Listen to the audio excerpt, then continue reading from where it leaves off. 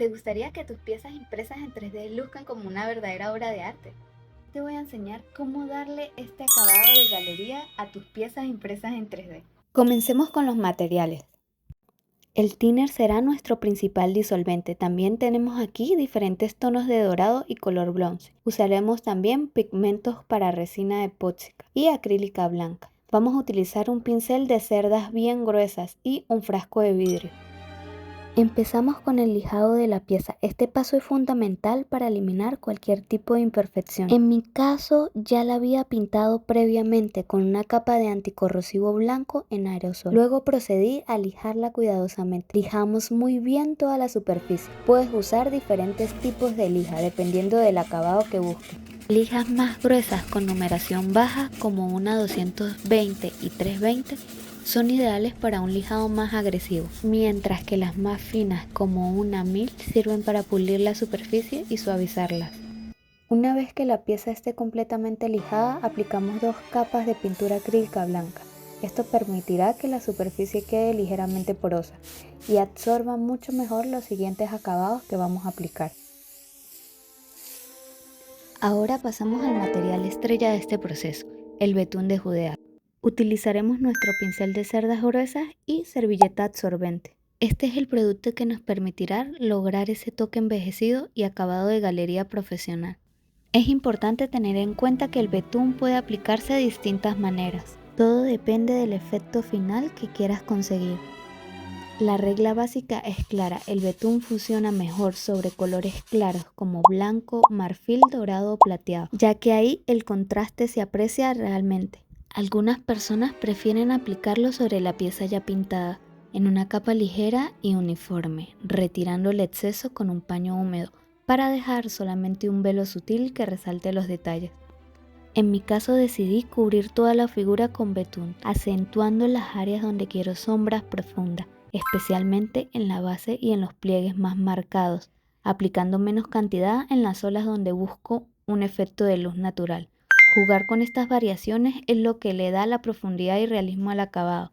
Un punto clave para que el betún se adhiera correctamente, la superficie debe estar ligeramente porosa.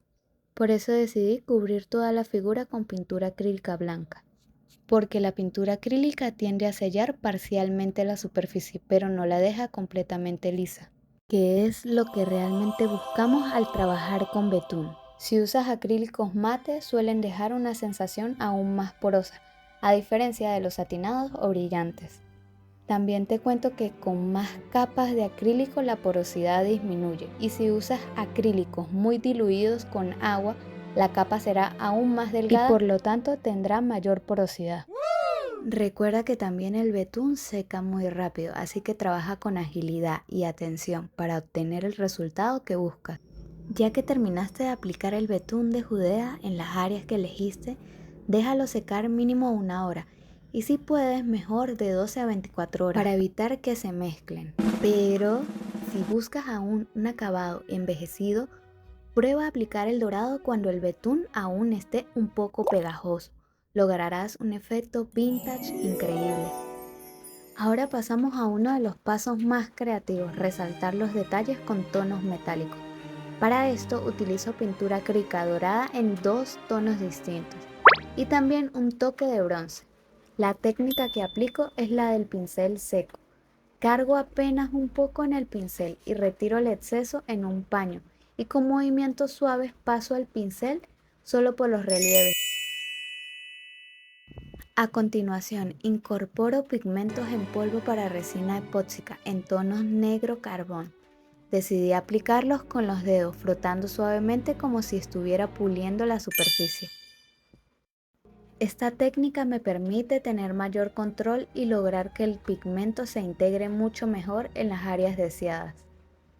Si prefieres, también puedes aplicar estos pigmentos con un pincel, pero en mi experiencia con los dedos se consigue un acabado mucho más uniforme.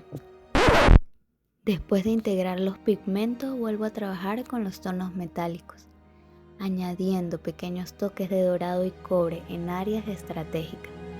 Esto crea matices interesantes y da vida a la pieza. Recuerda avanzar poco a poco, evaluando los resultados a medida que aplicas cada capa. Este es un proceso creativo en el que puedes experimentar y encontrar tu propio estilo. Mientras sigo aplicando los últimos toques, recuerda que no hay una única forma correcta. Cada pieza es diferente y con práctica descubrirás cómo combinar varias técnicas para lograr resultados únicos.